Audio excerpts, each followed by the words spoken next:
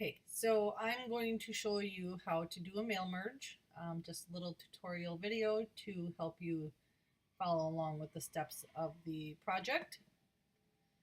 First step is I'm going to open the form letter that I had already created. You can do labels, envelopes, name tags, whatever you want to do. But for this purpose, we're going to use a letter that was already created for a fictitious company. It is Acme Office Supplies. And the highlighted data that you see, the highlighted words, they're just there for the purpose of being able to see where the merge info is going to go. If you were actually doing this, you wouldn't have your fields highlighted. It's just to make it a little bit easier to see. So now that we have our form letter open, the first step we are going to do is click on the Mailings tab up here on the ribbon. It's kind of in the middle. And we are going to select recipients. We are using a list that is already created in Excel, so we need to navigate to that data source. So we will select use an existing list because the data source is already there, and we will navigate to where we have the data source. This is customer database 2, the first one didn't want to work correctly. It was putting in blank records. So select our data source. I'm working on a Mac. It's a little bit different than a PC. The Microsoft products don't work quite the same on a Mac. It's not as easy, but it works. So now our workbook only has one worksheet in it, which is sheet 1 that has our data on it. You may be working in an Excel workbook that has multiple sheets. You could select whatever sheet it is, but for this purpose, we are doing sheet 1. Click OK. I don't know why these pop up. All right, now it's time to insert our merge data. Our merge data is going to be going where we have these highlighted fields. So we are going to put our cursor by name, and we're going to insert merge field. So we want to put the customer's name. It's much like addressing an envelope, just kind of electronically. So the customer's first name. You have to put your spaces, commas, whatever you need in there. Word doesn't know to put a space between the merge field, so you have to do it yourself. Don't forget to put the formatting. First name. Then we need last name. Okay. And I'll delete that, because we don't need it. And then we will insert the customer address. So we'll insert another merge field, insert address, delete my dummy text. It's not necessary, otherwise it'll show up on every record when we finish and merge. Now we want to insert the city. You put a comma and a space, state, space, zip code. Like I said, it's just like addressing an envelope. If you are deleting stuff, make sure you don't delete the little formatting marks here, the little arrows.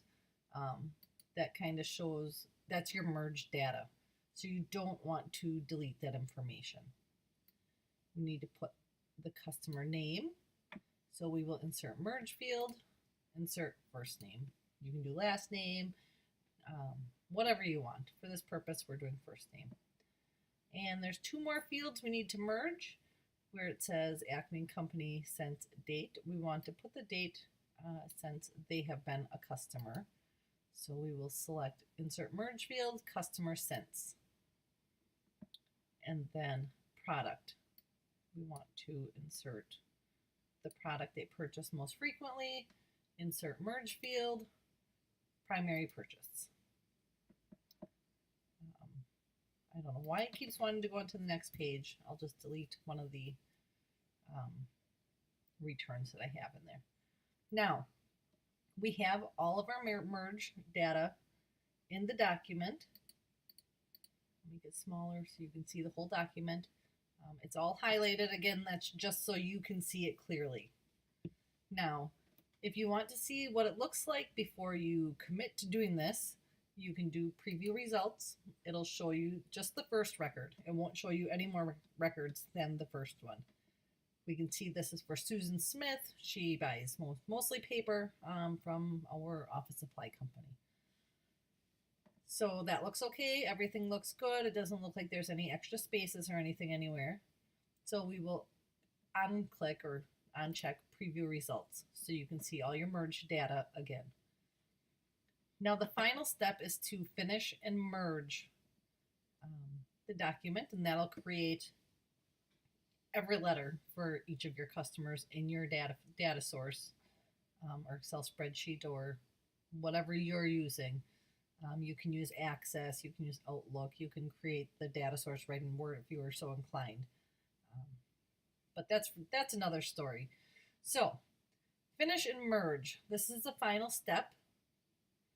You'll click on finish and merge. It is very important that you click on edit individual documents. If you click print documents, you may find an error or you may have a ton of blank records at the end. I don't know why sometimes that happens, but it does. So be sure to choose edit individual documents and just give it a second. And it created a whole new document. It's called Form Letters. Well, this is my 8th try, so that's why it's Form Letters 8. We'll do one page view. Okay, so here we have Susan Smith. We'll scroll down. Tom Reynolds. And it shows, okay, everybody has their own individual records inserted on their own letter. We have 25 records. You can see here. So there's 25 separate letters.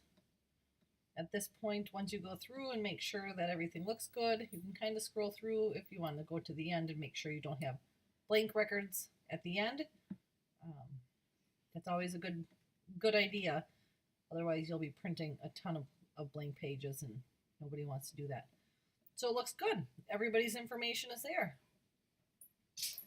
So then, if you are actually printing these letters to send to customers, you will print them and you are done.